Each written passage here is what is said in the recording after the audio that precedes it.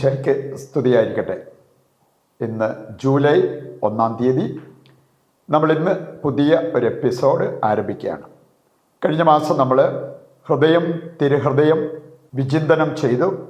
ഒരു മാസം മുഴുവൻ അതുമായി ബന്ധപ്പെട്ട കാര്യങ്ങൾ നമ്മൾ മനസ്സിലാക്കുകയും തിരുഹൃദയ പ്രതിഷ്ഠ നടത്തി ദൈവത്തിൻ്റെ അനുഗ്രഹം പ്രാപിക്കുകയും ചെയ്തു. നിങ്ങളിൽ പലരും അതിൽ പങ്കുചേർന്നു, മറ്റുള്ളവർക്ക് ഷെയർ ചെയ്തു. അങ്ങനെ ഒരുപാട് വ്യക്തികൾക്ക് അത് അനുഗ്രഹപ്രദമായി. ഇന്ന് നമ്മൾ പുതിയൊരു വിഷയം ആരംഭിക്കുകയാണ്. ആത്മീയ ഭോജ്യത്തിൽ കുടുംബം, തിരുക്കുടുംബം. നമ്മളിതിൽ ഈ മാസം ആദ്യത്തെ 10 എപ്പിസോഡുകൾ തിരുക്കുടുംബവുമായി ബന്ധപ്പെട്ട കാര്യങ്ങൾ നമ്മൾ ധ്യാനിക്കും. അതിനുശേഷം നമ്മുടെ കുടുംബം, ഹ്യൂമൻ ഫാമിലി, അതുമായി ബന്ധപ്പെട്ട കാര്യങ്ങളായിരിക്കും നമ്മൾ ധ്യാനിക്കുന്നത്. എന്നിട്ട് കുടുംബ പ്രതിഷ്ഠയുടെ ചെറിയൊരു പതിപ്പ് നമ്മൾ എടുത്ത് കുടുംബ പ്രതിഷ്ഠയും നടത്തുന്നതാണ്. അപ്പോൾ നിങ്ങളെ സ്നേഹപൂർവ്വം ആദ്യത്തെ ഈ ഒരു എപ്പിസോഡിലേക്ക് ക്ഷണിക്കുന്നു. നമ്മൾ ഇന്ന് ചിന്തിക്കുന്നത് തിരുക്കുടുംബ തിരുനാളിനെ കുറിച്ചാണ്.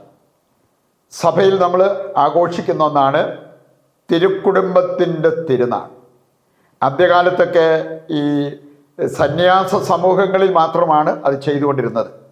പിന്നീട് അത് സഭയിൽ, പ്രത്യേകിച്ച് ക്രിസ്മസ് കഴിഞ്ഞ് വരുന്ന ഞായറാഴ്ച തിരുക്കുടുംബത്തിൻ്റെ തിരുനാളായിട്ട് ആഘോഷിക്കാൻ തുടങ്ങി. 1969 മുതലാണ് ഈ സമ്പ്രദായം നമ്മുടെ സഭയിൽ വന്നത് എന്ന് നമുക്ക് മനസ്സിലാക്കാൻ സാധിക്കും. ഇതിൻ്റെ വെളിച്ചത്തിൽ നമ്മൾ ചിന്തിക്കുമ്പോൾ, ഈ ഫാമിലിയെക്കുറിച്ച് ചിന്തിക്കുമ്പോൾ 2 യൂണിറ്റിനെ കുറിച്ച് നമുക്ക് ചിന്തിക്കാൻ പറ്റും. ഒന്ന് അൾട്ടിമേറ്റ് ഫാമിലി യൂണിറ്റ്, അതാണ് ഈശോ, മറിയം, യൗസേപ്പ്.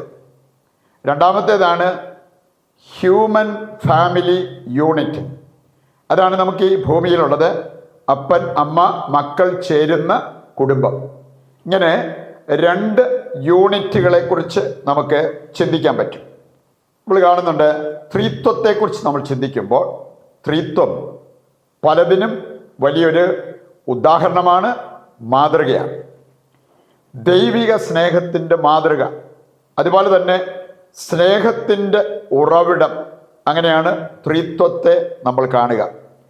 എന്ന് പറഞ്ഞ പോലെ തിരുക്കുടുംബത്തെക്കുറിച്ച് നമ്മൾ ചിന്തിക്കുമ്പോൾ നമ്മുടെ ഹ്യൂമൻ ഫാമിലി യൂണിറ്റിന് മാതൃകയായി മാറേണ്ടതാണ് തിരുക്കുടുംബം. ഈശോ, മറിയം, യൗസേപ്പ് ഈ ഭൂമിയിലുള്ള ഏതൊരു കുടുംബത്തിനും മാതൃകയായി മാറാവുന്നതാണ്.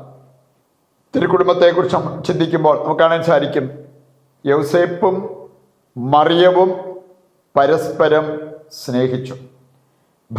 ഭർത്താക്കന്മാർ കണ്ടുപഠിക്കേണ്ട വലിയൊരു കാര്യം, അവർ പരസ്പരം സ്നേഹിച്ചു. അവർ യേശുവിലൂടെ ദൈവസ്നേഹം ഏറ്റെടുക്കുകയും ചെയ്തു. ഇപ്പം മറിയം, യൗസേപ്പ് പരസ്പരം സ്നേഹിച്ചു. ആ സ്നേഹത്തിൽ നിന്നുകൊണ്ട് യേശുക്രിസ്തുവിനെ അവർ സ്വീകരിച്ചു. യേശുക്രിസ്തുവിനെ സ്വീകരിച്ചപ്പോൾ ദൈവത്തിൻ്റെ സ്നേഹം യേശുവിലൂടെ ഏറ്റെടുത്തു. 1 യോഹന്നാൻ 4:8 പറഞ്ഞിട്ടുണ്ട്, ദൈവം സ്നേഹമാണ്. യേശുവിനെ ഏറ്റെടുത്തപ്പോൾ അവർ ഏറ്റെടുത്തത് ദൈവസ്നേഹമാണ് എന്ന് നമുക്ക് മനസ്സിലാക്കാൻ സാധിക്കും.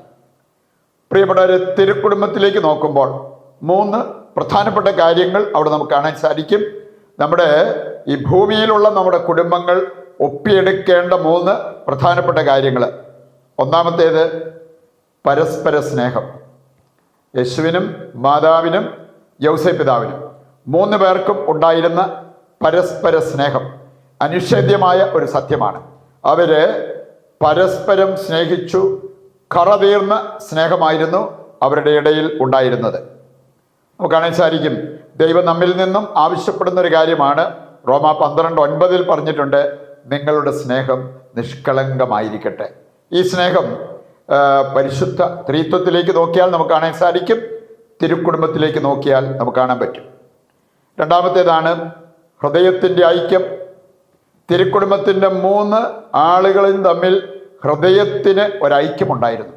ഐക്യം നമ്മുടെ ആണെങ്കിലും കുടുംബത്തിൽ വളരെ പ്രധാനപ്പെട്ടതാണ്. മത്തായി 18:19 വായിച്ചാൽ അവിടെ പറഞ്ഞിട്ടുണ്ട്, നിങ്ങളിൽ 2 പേർ യോജിച്ച് ചോദിക്കുന്ന ഏത് കാര്യവും സ്വർഗസ്ഥനായ പിതാവ് നടത്തി തരും. ഭൂമിയിലുള്ള കുടുംബങ്ങളിൽ മക്കളുണ്ടായിട്ടില്ലെങ്കിൽ പോലും ഭാര്യയും ഭർത്താവും ഏക മനസ്സോടെ പ്രാർത്ഥിക്കാൻ തയ്യാറായാൽ അവരുടെ ഏത് കാര്യവും ദൈവം നടത്തി കൊടുക്കും. മൂന്നാമതൊരു കാര്യം കൂടി തിരുക്കുടുംബത്തിലേക്ക് നോക്കുമ്പോൾ നമുക്ക് കാണാൻ സാധിക്കും. അതാണ് സ്വയം ശൂന്യവൽക്കരണം.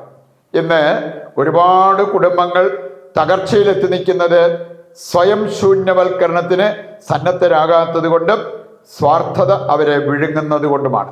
പറയുകൊണ്ട് ഈ യാഥാർത്ഥ്യങ്ങൾ മനസ്സിലാക്കിക്കൊണ്ട് നമ്മുടെ കുടുംബത്തെ തിരുക്കുടുംബത്തിൻ്റെ സാദൃശ്യത്തിൽ രൂപപ്പെടുത്തിയെടുക്കുവാൻ നമുക്ക് ആഗ്രഹിക്കാം, തീരുമാനമെടുക്കാം. അതിന് നമുക്ക് ഈ തിരുക്കുടുംബ പ്രതിഷ്ഠയിലേക്ക് പ്രവേശിക്കുകയും ചെയ്യാം.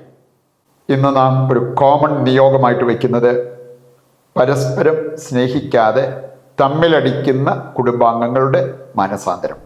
ഇന്നത്തെ നമ്മുടെ എല്ലാ ആവശ്യങ്ങളും ഇന്നത്തെ പ്രാർത്ഥനാ നിയോഗങ്ങളും യേശുവിൻ്റെ തിരുഹൃദയത്തിൽ പ്രതിഷ്ഠിച്ച് നമുക്കിപ്പോൾ കുടുംബ പ്രതിഷ്ഠയിൽ പങ്കുചേരാം.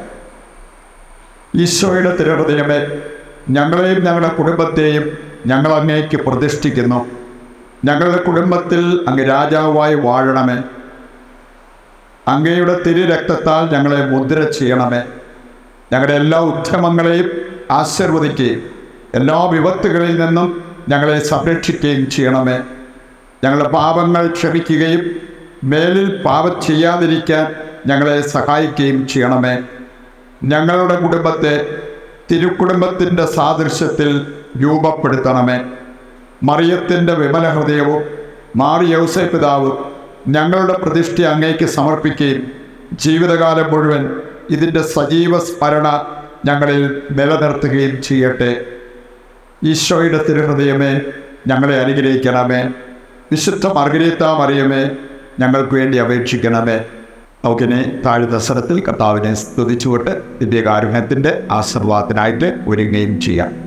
യേശുവേ നന്ദി, യേശുവേ സ്തുതി. Hallelujah, hallelujah.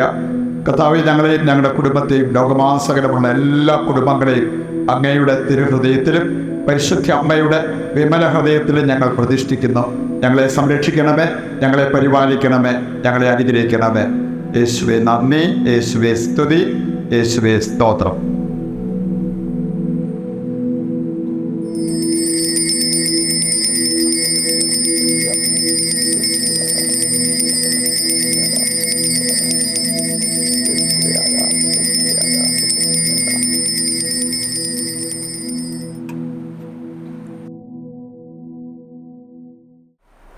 ഈശോയ്ക്ക് സ്തുതിയായിരിക്കട്ടെ.